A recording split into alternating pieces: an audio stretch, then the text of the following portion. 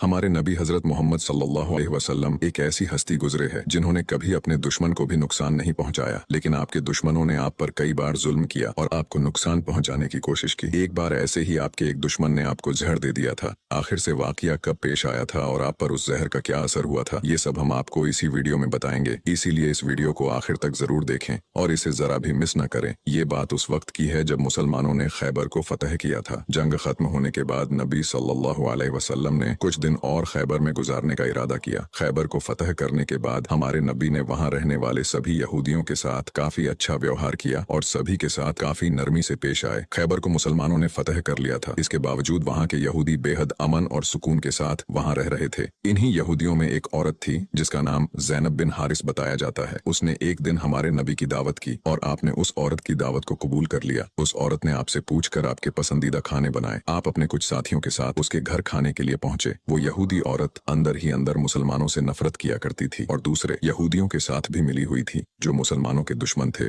उस औरत ने खाने में पेश होने वाले बकरी के गोश्त में जहर मिला दिया था। जब जहर से भरे उस गोश्त को आपके सामने पेश किया गया और आपने खाने के लिए एक निवाला उठाया और अपने मुंह में रखा तो आप समझ गए कि इसमें जहर मिला हुआ है। आपने तुरंत अपने साथियों को खाना खाने से रोक दिया और कहा कि इसमें जहर मिला हुआ है, लेकिन अफसोस के आपके कुछ साथी उस वक्त तक कुछ गोश्त खा चुके थे जिसकी वजह से उनकी शहादत हो गई। कहा जाता है कि जहर के बारे में हमारे नबी को उस जहर की बोटी ने ही खबरदार किया था। इस वाक़े के बाद उस औरत के साथ साथ उसके सभी साथियों से पूछताछ की गई तो उन्होंने न सिर्फ अपना गुनाह कबूल किया बल्कि ये भी कहा कि हमने आपके साथ ये इसलिए किया क्योंकि हम ये देखना चाहते थे कि आप अल्लाह के सच्चे नबी हैं या नहीं। अगर आप अल्लाह के सच्चे नबी हैं तो इस जहर का आप पर असर नहीं होगा, और अगर आप अल्लाह के नबी नहीं हैं तो हमें आपसे छुटकारा मिलेगा। ये बात तो सब जानते हैं कि हमारे नबी ने कभी किसी से बदला नहीं लिया, जबकि आप पर कई बार बहुत जुल्म किया गया जिसके बारे में कोई सोच भी नहीं सकता। लेकिन जब उस जहर की वजह से आपके सहाबा की शहादत हुई थी तो कानून के मुताबिक उस औरत को भी कत्ल कर दिया गया। लेकिन कुछ रिवायतों में आता है कि उस औरत ने खुदकुशी कर ली थी। वही कुछ रिवायतों में कहा जाता है कि उस औरत को माफ कर दिया गया था। इस बारे में कई मुफस्सरीन अपनी अलग अलग राय रखते हैं। एक हदीस में हजरत आयशा फरमाती है कि जब नबी सल्लल्लाहु अलैहि वसल्लम की जिंदगी के आखिरी दिन चल रहे थे और आप बीमार रहा करते थे, उस समय आप कहा करते थे कि खैबर में जो मैंने जहर से मिले हुए गोश्त का टुकड़ा खाया था उसका दर्द मैं आज भी महसूस कर सकता हूँ। ये बात कई किताबों से साबित है कि उस जहर का असर हमारे नबी के आखिरी दिनों में देखा गया था और इसी जहर के असर ने आपकी वफात में एक अहम किरदार अदा दिया था।